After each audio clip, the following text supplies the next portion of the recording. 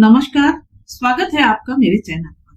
देखिए, जब भी मेंटेनेंस का केस चलता है और जब उसका ऑर्डर होता है तो आपको लगता है कि वो अनरीजनेबल ऑर्डर है, तो ऐसे में आप या तो अपील में जाएंगे या फिर रिवीजन में जाएंगे। लेकिन यह भी सच है कि चाहे आप अपील में जाएं या रिवीजन में जाएं, it's time taking, it's time consuming, यानी कि बहुत समय लगा करता है। अक्सर बहुत सारे सब्सक्राइबर्स का ये क्वेश्चन होता है कि ऐसा जो मेंटेनेंस का ऑर्डर हुआ है जो मुझे अनरीजनेबल लग रहा है, उसमें मैं ऐसा क्या करूं कि जिससे मैं जल्दी से जल्दी इस ऑर्डर के कंप्लायंस से बच सकूं, यानी मेंटेनेंस देने से बच सकूं और मुझे बहुत ज्यादा धक्के भी ना खाने पड़े, बहुत ज्यादा परेशान भी ना होना पड़े। जी हाँ, आप बिल्कुल सही सुन रहे हैं, क्योंकि ऐसी प्रैक्टिकली बहुत सारी बातें होती हैं जिससे आप अपनी पत्नी को खर्चा देने से यानी मेंटेनेंस देने से बच सकते हैं। तो आज के इस वीडियो में मैं इसी पर बात करने वाली हूँ कि ऐसी कौन सी प्रैक्टिकल बातें होती हैं, ऐसी कौन सी ट्रिक्स हैं जिनमें अपनाकर आप अपनी पत्नी को ज्यादा से ज्यादा मेंटेनेंस देने से बच सकते हैं, या फिर जो मेंटेनेंस का ऑर्डर आपको अनरीजनेबल लगता है तो उसके लिए क्या ट्रिक आप अपना सकते हैं जिससे कि उसको कम करवाया जा सके कोर्ट के द्वारा। और अक्सर जब भी वीडियोस में डालती रहती हूँ तो उसमें जिस जजमेंट का जिक्र करती हूँ तो अक्सर ये कमेंट्स आते हैं कि मैडम आपने जो जजमेंट इसमें बताया है उसका लिंक दे दीजिए, क्योंकि ठीक इसी तरीके के फैक्ट्स मेरे भी केस में हैं। तो आज मैं इस वीडियो में बात करूंगी कि प्रैक्टिकली कानून क्या है, जजमेंट क्या है।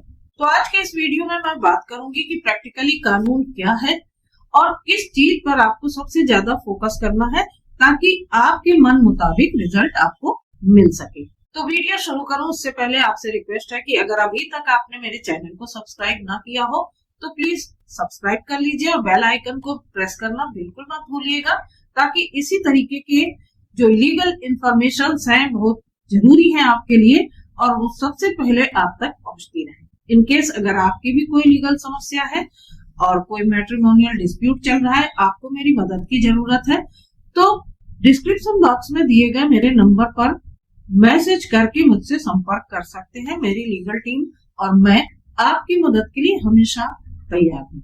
तो जैसा मैंने अभी शुरुआत में आपको बताया था कि लोग जजमेंट का लिंक मांगते हैं और जजमेंट की बात करते हैं, लेकिन आप ये जान लीजिए कि आखिर जजमेंट है क्या। देखिए, किसी भी केस के सारे फैक्ट्स को देखते हुए जज साहब उसके हिसाब से जजमेंट दिया करते हैं, यानी फैसला सुनाते हैं। तो बहुत सारे जजमेंट्स होते रहते हैं, लैंडमार्क जजमेंट्स भी होते हैं जो कि नजीर के रूप में काम भी आते हैं, लेकिन सभी जजमेंट्स में सारे केसेस के फैक्ट्स अलग अलग हुआ करते हैं। और जब आपके फैक्ट्स किसी जजमेंट से मिलते हैं, किसी जजमेंट के फैक्ट्स से मिलते हैं, तो आप ये समझते हैं कि आप 100% उस जजमेंट को लगा के अपना केस जीत जाएंगे। लेकिन मैं आपको यहाँ पर बता दूं कि जब भी आप किसी जजमेंट को अपने केस के साथ लगाया करते हैं, संलग्न करते हैं, नत्थी करते हैं, तो इसका मतलब होता है कि आप सिर्फ एक रेफरेंस मात्र दे रहे हैं अपने केस के साथ। और ये कोर्ट की डिस्क्रिशनरी पावर होती है, कोर्ट की मर्जी होती है कि वो उस जजमेंट को आपके तथ्यों से मिलाते हुए पढ़े या ना पढ़े। हो सकता है कि सेम फैक्ट्स होने के बावजूद भी कोर्ट उस जजमेंट को ना पढ़े और फिर ऐसे में आपको परेशानी भी होगी। लेकिन यकीन मानिए कि इस तरीके से किसी जजमेंट को देखकर, उसके फैक्ट्स को देखकर आप ये नहीं कह सकते कि मेरे फैक्ट्स एज इट इज उसी जजमेंट की तरीके के हैं। मिलते जुलते हो सकते हैं, लेकिन कहीं ना कहीं कोई ना कोई फर्क तो होता ही है। जैसे कि महिलाएं हैं और सभी महिलाओं का चेहरा, स्वभाव एक सा नहीं होता, उसी तरीके से ये जो जजमेंट्स होते हैं वो एक से नहीं होते हैं। सेम टू सेम फैक्ट्स किसी भी जजमेंट के नहीं होते हैं। और दूसरी बात यहाँ पर एक बहुत ही इंपॉर्टेंट ये है कि आपको अगर अपना केस जीतना है तो आपको प्रॉपरली लॉ की नॉलेज होनी चाहिए।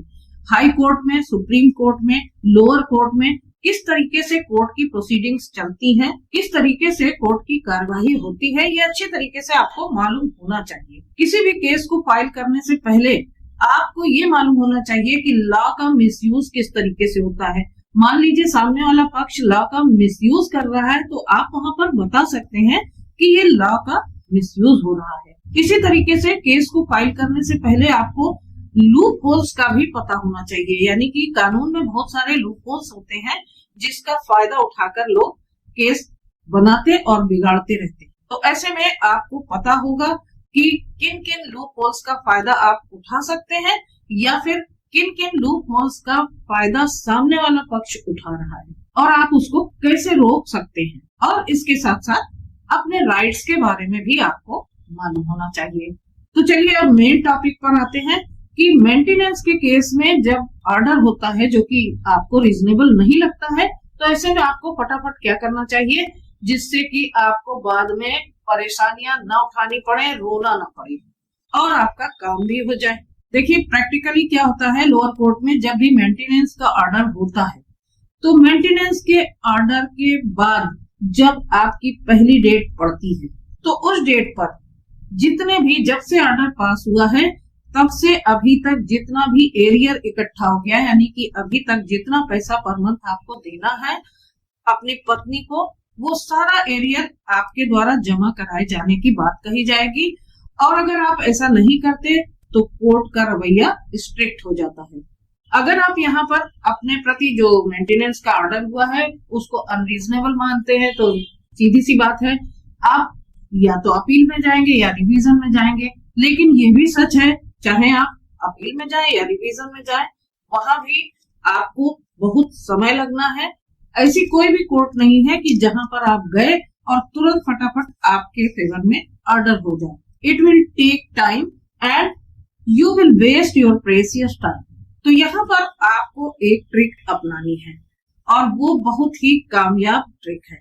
देखिए अगर आप इस ऑर्डर को चैलेंज करते हुए हाई कोर्ट भी पहुंच जाते हैं और निचली अदालत में आपके लिए ये ऑर्डर हुआ है कि मान लीजिए 20,000 रुपए महीने आप अपनी पत्नी और बच्चे को पर मंथ देंगे मेंटेनेंस, तो आपको यहाँ पर क्या करना है कि आपको तो पता ही है कि अगर ऑर्डर हुआ है तो पैसा देना ही है, चाहे आप कम दें या फिर ज्यादा दें। तो आपको यहाँ पर एक सावधानी ये बरतनी है कि जितना भी आपकी पॉकेट आपको अलाउ करती है या जितनी भी आपकी कैपेसिटी है उतना पैसा आप उस कोर्ट में जमा करना शुरू कर दीजिए। अब मान लीजिए कि यहाँ पर 20,000 रुपए पर मंथ का ऑर्डर हुआ है मेंटेनेंस देने का आपको, और आपकी पॉकेट अलाउ करती है 8,000, 5,000, 10,000, 6,000, जो भी आपको अमाउंट सूट करे उसको, उस अमाउंट को पर मंथ आप उस कोर्ट में जमा करना शुरू कर दीजिए।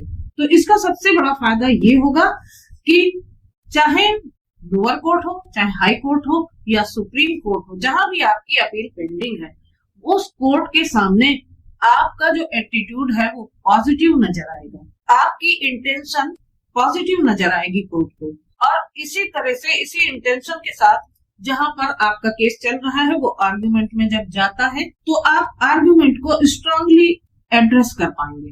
रीजन ये कि कोर्ट को आप अपना पॉजिटिव रुख अच्छी तरीके से बता पा रहे हैं कि 20,000 का जो ऑर्डर हुआ था निचली अदालत में उसको मैंने अपनी पूरा का पूरा नहीं जमा कर सका, लेकिन मेरी पॉकेट जितना अलाउ कर रही है 8,000, 10,000, 5,000 या 6,000 मैं उसे जमा करता आ रहा हूँ। इसके अलावा इसका एक फायदा और होता है कि आप जब हाई कोर्ट में जाते हैं तो जस्टिस सबसे पहले मेंटेनेंस के केस में कह दिया करते हैं कि जितना भी पुराना एरियर है पहले आप उसको जमा कर दीजिए।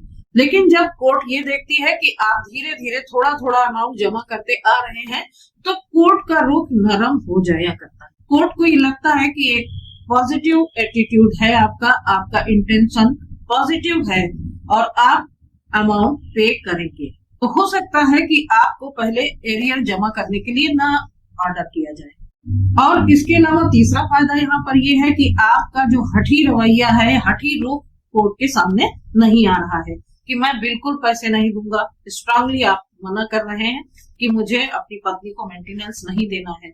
आप हठी नहीं है, आप थोड़ा थोड़ा अपनी पॉकेट जितना आपको अलाउ कर रही है उतना थोड़ा थोड़ा जमा भी कर रहे हैं। तो इस तरीके से आपका हठी रुख भी कोर्ट के सामने नहीं आएगा, बल्कि ये पता चलेगा कोर्ट को कि आप मजबूर हैं, इस वजह से पैसा कम कम दे पा रहे हैं और जज साहब को अच्छी तरीके से हो सकता है ये बात समझ में आ जाए कि ये लड़का हठी नहीं है, ये मजबूर है, ये इतना मजबूर है, इसकी पॉकेट नहीं अलाउ कर रही है, इसलिए ये थोड़ा थोड़ा करके पैसा जमा कर रहा है।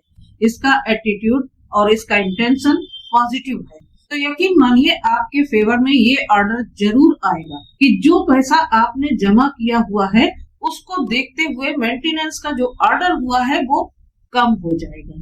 तो आशा करती हूँ आपको अच्छी तरीके से समझ में आ गया होगा कि जब भी मेंटेनेंस का जो ऑर्डर होता है जिसे आप फेवरेबल नहीं मानते हैं अपने लिए, वो आपके इन ट्रिक्स से, यानी कि आपके पॉजिटिव एटीट्यूड, आपके पॉजिटिव इंटेंशन से क्लियर हो जाएगा कि आप देना भी चाहते हैं और निश्चित रूप से वो कम कर दिया जाएगा आपकी मजबूरी को समझते हुए। तो आशा करती हूँ इस वीडियो के माध्यम से आप अच्छी तरह जान गए होंगे कि प्रैक्टिकली अगर लोअर कोर्ट मेंटेनेंस का ऑर्डर पास कर दिया करती है तो आपको लगता है कि ये अनफेवरेबल है आपके लिए, तो आपको क्या क्या सावधानियां बरतनी है। आपको थोड़ा थोड़ा पैसा चैलेंज करने के बावजूद जमा करते रहना है, आपको अपना एटीट्यूड पॉजिटिव रखना है, अपना इंटेंशन पॉजिटिव रखना है और आपको अपना चेहरा हठी नहीं दिखाना है ताकि जज साहब ऐसा कोई स्ट्रांग ऑर्डर आपके खिलाफ ना करे, या फिर आप जो रिवीजन या अपील में आए हैं उसको उठाकर जज साहब फेंक दें।